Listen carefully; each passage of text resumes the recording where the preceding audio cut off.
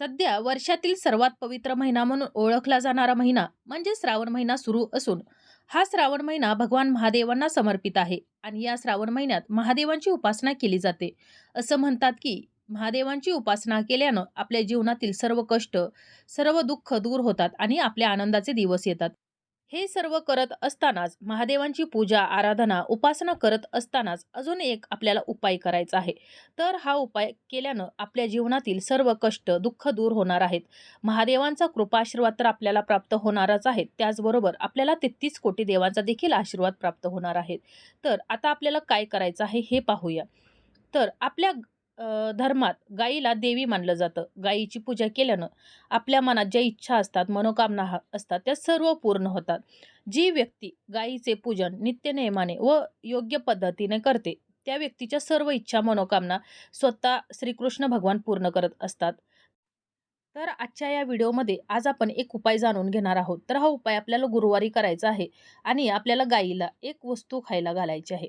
जर नियमाप्रमाणे आपण गायीचं पूजन केलं आणि गुरुवारी आपण ही वस्तू गायीला खायला घातली, तर त्याचे परिणाम आपल्याला तात्काळ पाहायला मिळतील. ज्या घरातील व्यक्ती ही नित्य नियमाने गायीचे पूजन करत असते, तर त्याच्या घरामध्ये लक्ष्मी मातेचा स्थिर वास असतो. तसंच आपल्या जीवनातील जी संकट आहेत, जी दुःख आहेत किंवा आपल्या कार्यात काही जर सतत अडचणी येत असतील किंवा कोणतेही कार्य करत असताना मध्येच अडकत जर असतील किंवा खूप कष्ट करून देखील तुम्हाला उत्पन्न मिळत नसेल, जे तुम्हाला अपेक्षा आहे ती पूर्ण होत नसेल, काही केल्या तुमची प्रगतीच होत नसेल किंवा आर्थिक अडचणी असतील, संतान प्राप्तीत अडथळे जर येत असतील, तर तुम्ही हे गायीचं पूजन नक्की करायचं आहे आणि गायीला तुम्ही ही गुरुवारी वस्तू अवश्य खायला घालायची आहे. तर आपल्या शास्त्रानुसार गायीमध्ये 33 कोटी देवी देवतांचं वास्तव्य असतं. गायीचं शेण आणि गोमूत्र हे खूप पवित्र मानलं जातं. फक्त गायीचं पूजन केल्यानं सर्व देवी देवता आणि आपले पितृ देखील आपल्यावरती प्रसन्न होतात. तर आता आपण हे गायीचं पूजन कसं करायचं ते पाहूया. तर आपल्या सर्व अडचणीतून आपल्याला मुक्त होण्यासाठी आपण प्रत्येक गुरुवारी म्हणजेच या श्रावणातील गुरुवारी आपल्याला गाईला एक वस्तू खायला घालायची आहे. तर ती वस्तू म्हणजेच जी आपल्या घरी रोजची जी चपाती बनते, पोळी बनते. तर ह्या चपातीबरोबर आपल्याला या गाईला चपाती आणि गूळ खायला घालायचा आहे. तर हा उपाय आपल्याला गुरुवारी करायचा आहे आणि हा श्रावणातील गुरुवारी आपल्याला हा उपाय करायचा आहे. तुम्ही श्रावणातील सर्व गुरुवार उपाय केला तरी चालू शकतो किंवा तुम्ही एखाद्या गुरुवारी जरी केला तरी तुम्हाला चालू शकतो. तर हा उपाय करण्यासाठी आपण आपल्या जवळच असणाऱ्या गोशाळेत जायचं आहे किंवा आपल्या घराच्या जर आजूबाजूला जर कुठे जर गायी असेल, तर त्या ठिकाणी आपल्याला जायचं आहे आणि जाताना ही चपाती आणि आपल्याला गूळ घेऊन जायचं आहे आणि ही आपल्या हाताने आपण ही गाईला खाऊ घालायची आहे.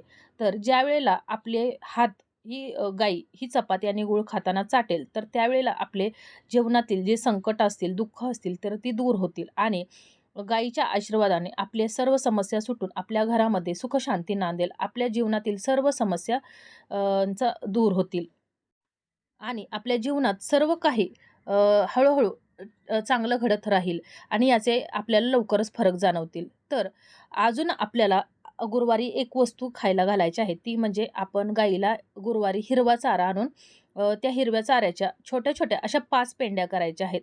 आणि एक-एक पेंडी अशा प्रकारे आपल्याला या 5 पेंड्या या गाईला खायला घालायच्या आहेत. आणि गाईला हिरवा चारा जर खायला घातला, तर आपल्या जीवनातील सर्व हिरवेगार आणि सुंदर होतं. जसं चारा हिरवागार असतो, अतिशय सुंदर असतो, त्याप्रमाणे आपलं जीवन देखील अतिशय सुंदर होतं. त्याचबरोबर गाई-वासरांवर श्रीकृष्णांचे देखील भरपूर प्रेम होतं. ते स्वतः गाईला चारण्यासाठी रानावनात घेऊन जात होते आणि गाईला हिरवा चारा ते खायला घालत असे.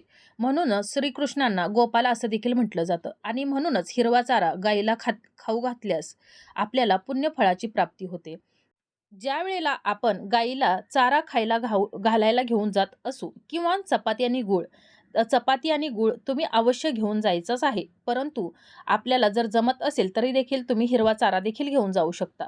परंतु आपण ज्यावेळेला चपाती आणि गूळ घेऊन जात असू, तर त्यावेळेला आपल्याला जाताना आपल्याला हातामध्ये आणखीन हळदी-कुंकू, अक्षदा, फुलं आणि पाणी देखील घेऊन जायचं आहे आणि आपण हा चपाती आणि गूळ खायला घालण्यापूर्वी आपण गाईचे पाय धुवायचे आहेत. नंतर तिला हळदी-कुंकू लावायचं आहे, अक्षदा व्हायच्या आहेत, फुलं व्हायची आहेत आणि गाईला आपल्याला एक फेरा मारायचा आहे.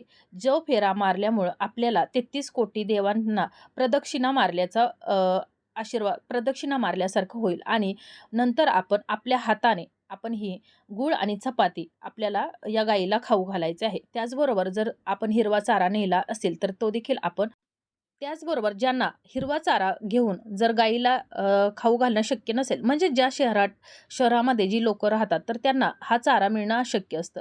तर त्यावेळी ना त्यांनी हा गूळ आणि चपातीचा उपाय करायचा आहे. तर आपण या श्रावण महिन्यामध्ये अनेक उपाय, अनेक उपास-तापास करत असतो. तर त्यापैकीच हा एक अतिशय प्रभावशाली उपाय आहे आणि हा तुम्ही अवश्य करून पहा. हा उपाय केल्यानं तुमच्या जीवनातील सर्व संकट, सर्व कष्ट ही दूर होणार आहेत. तर या उपायामुळं तुमच्यावरती जे बाधा झाली असतील, तर यांचे देखील निवारण होऊन सर्व प्रकारच्या तुमच्या इच्छा, मनोकामना पूर्ण होतील आणि या उपायांपैकी म्हणजेच गाईचा चारा किंवा गूळ गूळ आणि चपाती, तर यापैकी आपल्याला जो शक्य होईल तो एक आपण उपाय करू शकतो. तर आणि जमलेच तर आपल्याला हे दोन्हीसुद्धा उपाय करू शकता आणि हा उपाय केल्यामुळं तुमच्यावर भगवान महादेवांची कृपा, आशीर्वाद तर राहणारच आहे. त्याचबरोबर जे 33 कोटी देव ज्या गायीमध्ये असतात, वास करत असतात, तर या 33 कोटी देवांचा देखील तुम्हाला कृपाशीर्वाद प्राप्त होणार आहे आणि यामुळे तुमच्या घरामध्ये लक्ष्मी माता देखील वास करणार आहे.